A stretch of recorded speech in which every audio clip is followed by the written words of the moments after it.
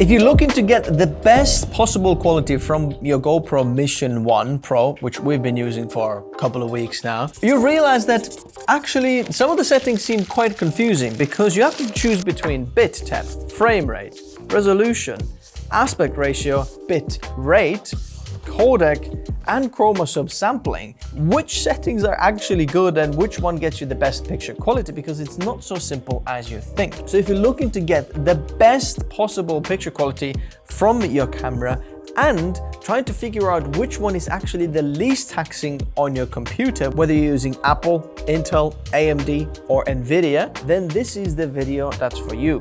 If you're using the GoPro Mission 1 Pro or some other action cameras, this is going to be helpful for you. Let's talk. So in case you don't get to the end of the video and you don't see my view on this GoPro Mission 1 Pro, let me tell you this much. This is the best action camera I have ever used.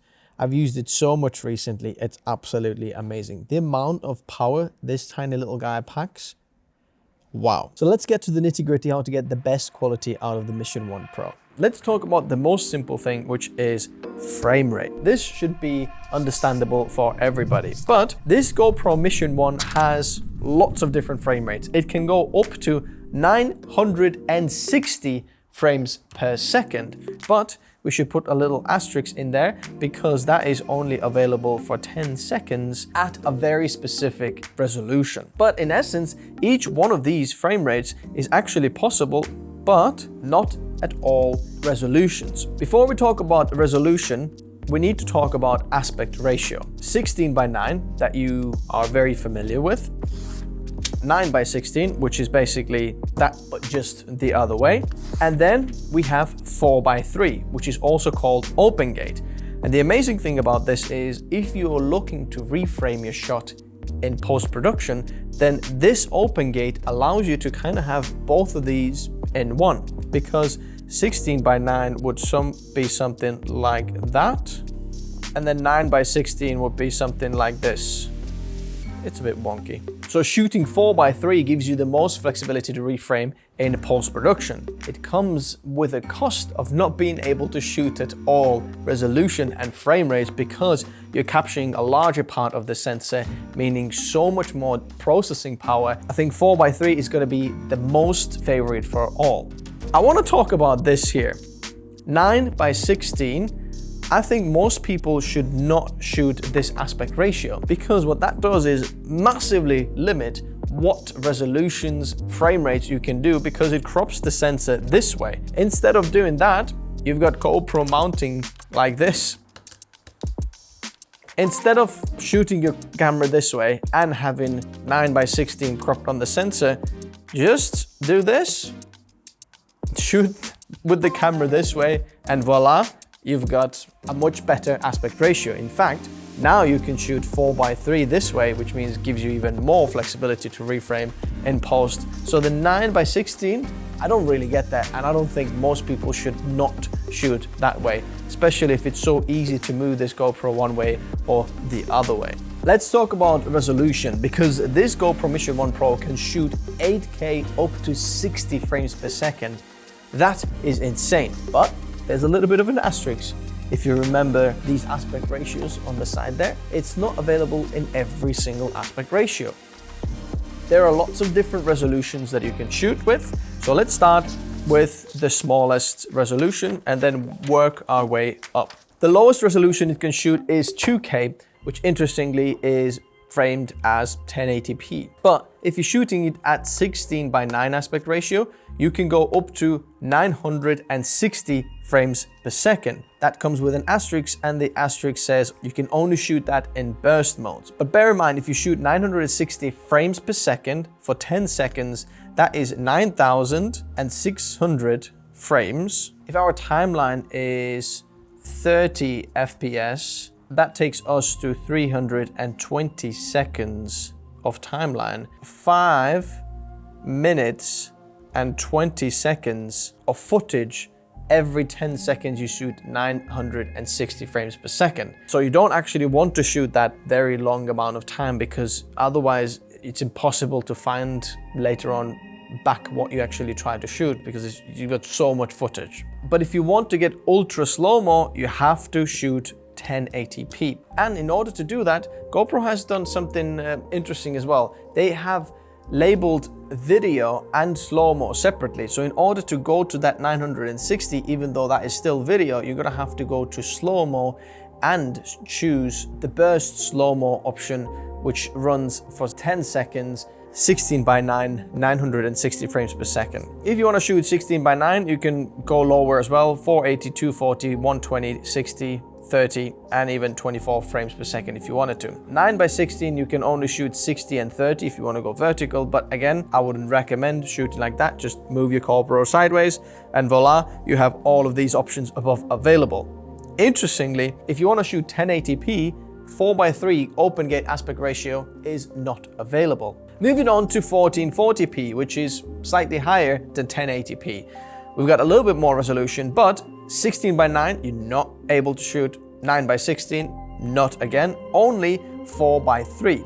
And I think this 4:3 is one of the best options that most people should shoot at when they want the best combination of resolution and ultra slow-mo, because you're able to shoot 480 frames per second open gate, which is insane. You can't do that in 4K, which you'll see in a minute, but this is a very, very nice option. So you have some reframe available also in post-production. Next, what we have available is 4K. And in 4K, you have, again, different options. 16:9, we can shoot up to 240 frames per second, which is actually really, really good. Bear in mind, if you want to shoot open gate, here, we're only limited to 120 frames per second. So if you know you're framing in the post, going 16:9, you get 240 frames per second, which is the best. Again, 16:9, only 30 frames per second. If you want to shoot that vertically, I would not recommend that. Move it sideways and suddenly you have all these different options available. And then finally, you have 8K resolution available. You can shoot 8K at 60 frames per second. So just a tip here, if not all the resolutions available on the video menu, make sure you check out the slow-mo menu because they might be available over there. You can't shoot 9:16 on the sensor, but again, just move your GoPro sideways and then boom, you've got everything available. You can shoot open gate with the 8K, but only up to 30 frames per second, no slow-mo in there. But just a little tip here, if you are exporting your video at 24 frames per second timeline, then shooting 30 frames per second, you can get a little slow-mo in there. You can slow it down, not half the speed, but a little bit. Now, resolution is sorted, and these are like the main specs that most people know, but there are so many other bits about this camera and the settings that you should actually change in order to get the best quality. Let's talk about bitrate. Bitrate is the amount of data that this camera captures every single second, and obviously, the higher the bitrate, the better the picture quality, because it just captures a lot more data about the different colors and luma values, the brightnesses, saturation, and all of these things. And the higher the bitrate is, the better picture quality you will see.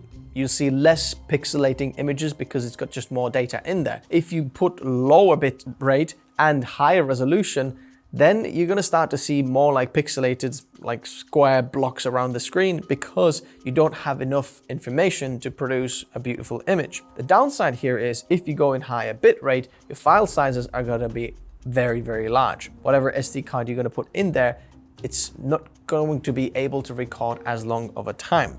But there are 3 options inside the settings that you can choose. There is max, high, and standard. Standard is the lowest, high is somewhere in the middle, and then max is obviously the best option you can go for. And I highly recommend keeping the bitrate maximum at all times, just because it will look less like action camera footage and just gives you more data to work with. Bitrate is measured in megabits per second, not megabytes, but megabits per second. But interestingly, your actual cards that you put inside this GoPro are measuring megabytes per second, and sometimes that may seem confusing. So for example, this is a V30, which means it is 30 megabytes per second, and there are 8 bytes in each bit, which means that it's able to record up to 320 megabits per second, if that makes sense. So I don't know why the camera has to tell you megabits, but the card's in megabytes. That can be a little bit confusing, but let me know if you want me to do another guide about the different SD cards and their speeds in order to understand how to get the best quality. Bitrate is pretty simple. Keep it as high as possible. When talking about bits, there is other bit that we need to talk about, which is bit depth. And that is a huge, huge difference in here. Bit depth, think of this as gradient and the amount of colors there is available. Most of the time we're 8-bit, and inside the camera setting you can choose 8-bit or 10-bit. There is also 12-bit, but I just want to show you how much of a difference there is between 8 and 10.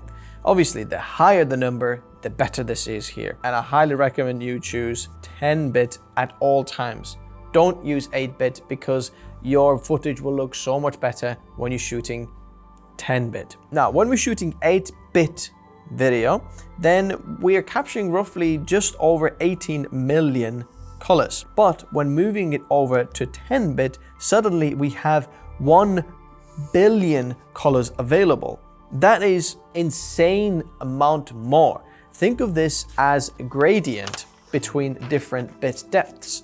So if you are shooting, let's say, a sunset in the sky, or you've got a sky where there's lots of different colors of blue towards yellow gradient, then the more bits you have, the smoother the gradient is, and you see less of banding options where you see, oh yeah, there's some weird line in there because there is just not enough colors in that section to just capture, if that makes sense. So imagine if this is 8-bit, it's just an example here. 8-bit, you'll have some colors here, but in between there is no real colors like available. So in order to do a gradient, you'll have these steps between the different colors.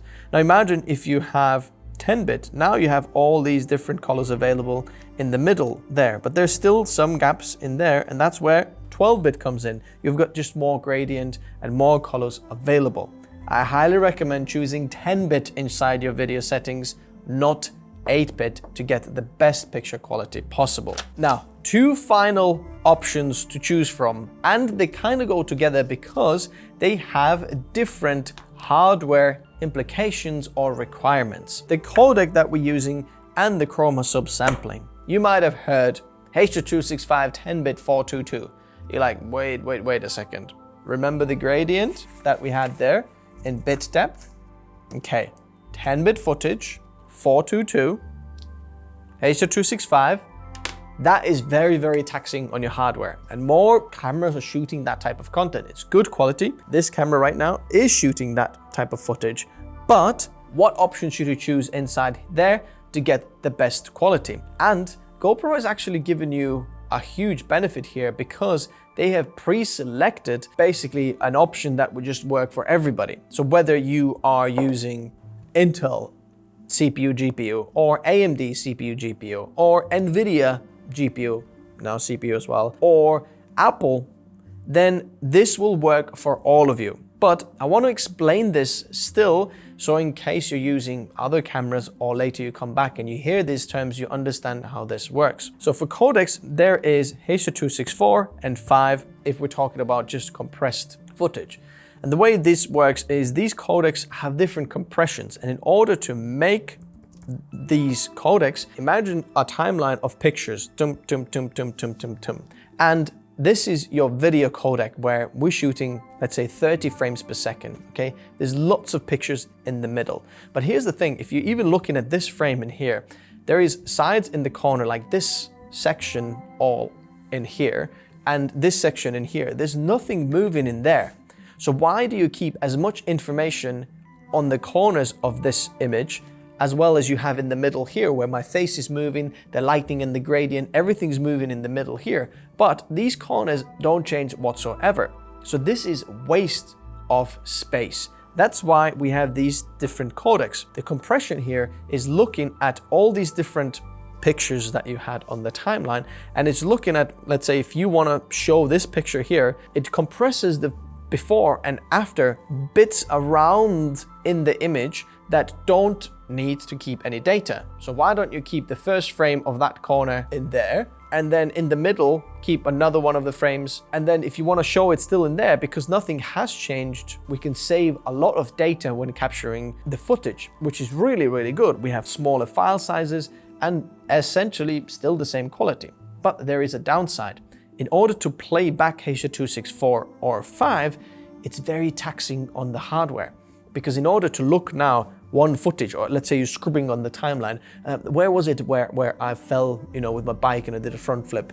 You're trying to scrub through, but now because you're not just looking at individual pictures, in order to look at one picture, the codec or the computer has to look at a whole group of pictures, which means that if you're scrubbing through, it's scrubbing through hundreds or thousands of pictures at the same time, which is really, really taxing, unless you have hardware acceleration for that, which means that inside your computer, there's a little chip that understands how to read back these big groups of pictures. Its only job is to have exactly the same, let's say, equation, how it got compressed to now uncompress it, and it's very good at playing that back. In order to do that with the chip, that chip has certain combination of codecs, Chroma subsampling, and bit depth in order to do that. And H.265, which is also called HEVC or High Efficiency Video Codec, that's inside there, inside GoPro Video, it actually tells you HEVC, which means H.265. That is even more compressed codec. And now it's figuring out even more complicated of how can we save even more data while capturing more details, if that makes sense. So the file sizes can be even smaller and our video quality can be even bigger, but the downside is even bigger. It's even harder to play that back. GoPro, like I mentioned, has chosen a codec that works best for all. So what is that codec? That codec is H.265. Like all the footage you're capturing with that is H.265, which means just as small file sizes as possible with a possible quality. But 420 Chroma subsampling, I checked that, and every single codec, I went into the computer and checked every single one. You can check it in your video editing software.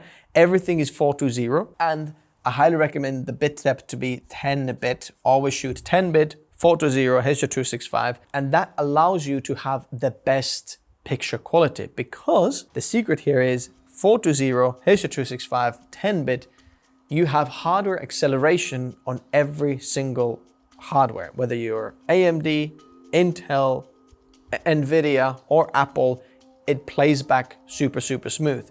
Previously, you maybe were able to choose 422 10-bit H.265, but that would have been only a couple of options of hardware are able to play that back very, very smoothly. And you might put it in your computer and like, whoa, that is slow, I need a new computer. Well, not necessarily, maybe you just need to change a different codec. Obviously, there are downsides here, that choosing 420 rather than 444 or 422, because you'll just have a little bit better data and color information available the way you compress the whole footage. But I think this is a really good option that GoPro has done to give everybody an equal chance to just work with the footage and give you the best possible outcome. But remember, 10-bit, highest possible bitrate, and H.265, that's what we want. Now, if no one's shown you this online before, I'm going to show you a little bit through the menus just so you're aware, if you're getting this camera, what to actually do and how to move around it, because I've been using this for a few weeks. I took it to Computex, I used it a ton of lots of different things. And I like what GoPro's done here because it's very, very intuitive now for users to use this. So if you want to choose between modes, you swipe from left or right, it moves you to exactly the same place. And you've got all these different modes that you can choose from. My main mode was video in there. Just click on it and then there's video. Or what I also like to do was time lapse. This is a really nice thing. You just put it on time lapse, press go, and it automatically. So I pressed it stationary and I just wanted video. So it does video for me, 4:3, 8K as well. That's really nice. So you get a really nice time lapse. And as you can see, it's cropped it on the sides, which means that I'm shooting 4:3. And obviously not, I could shoot it 16:9 as well. And when going 16:9, look, you can see it fills the whole screen because that screen is 16:9. But I highly recommend shooting 4:3 because you've got the most options in post when shooting it like that. If you slide down from the top or swipe down, you've got a few quick options available. If you want to, like sometimes the front display, I wanted to change that or something like that, I could just easily turn it off or something like that in there. And then you can just swipe through different things in there, as well as reset your memory card and things like that, and work on audio settings. Now, if you swipe from the bottom, it takes you to gallery and you can see different options of, you know, oh, here, that's where I can look back at my footage, something that happened. But if you want to choose the settings, you just tap on the bottom there and you have all these options available. Even on the sides there, you think, oh, look, resolution, aspect ratio, things like that. And then if you want to change your lens on the side, you can go wide lens or a little bit more zoomed in, depending how do you like this, or interval is going to be auto. So just some more settings available. I'm going to show you the settings underneath as well. So when you go into video settings, first thing is aspect ratio, then you have resolution. Sometimes if you want to shoot certain resolution, it might not be available. So clicking on 8K, you can see I can't choose 60, only 30 is available, for example. There are other bits available here, the capture mode, like tracking and hindsight. So if you wanted to always kind of record, and when you press go, it records some of it before, you can do that. Other options available, but here, that's one of the main things that I like to change. As you can see, bit depth here is 8. I want to choose 10 bit because that gives you a lot more options. If you want this to apply to all settings, we're just going to press apply all. And even if we go to different like resolutions, it saves it in there as well. Bitrate high. High is not good enough. We're going to go maximum and we're going to apply it to all as well. I want the maximum bit depth to get the maximum possible quality. So image tuning, I've always left it at balanced. That's how I get the best. I've left it in auto boost as well in terms of stabilization, how that works. And the color, if you want to, you can shoot it obviously natural, or you can actually go to log and shoot it in log there as well, or have HDR playback. But I'm not using this as much there as possible. I've left the denoise at high as well, but that means that on lower light situations, just is not as crisp. So maybe put this to medium. Sometimes if you can't change it, you can just take the apply to all off, and then you can shoot like, okay, vibrant or cinematic or GoPro Log 2. If you want to match it or get the possible best dynamic range, then shoot log in there. But I've left it at natural. That seems to be the best to me. I think GoPro has absolutely nailed it with this one. I have the Hero 13 as well, and this is a huge upgrade to all of this, plus picture quality, everything it can do. It's so simple to use, and to get best picture quality, I highly recommend that.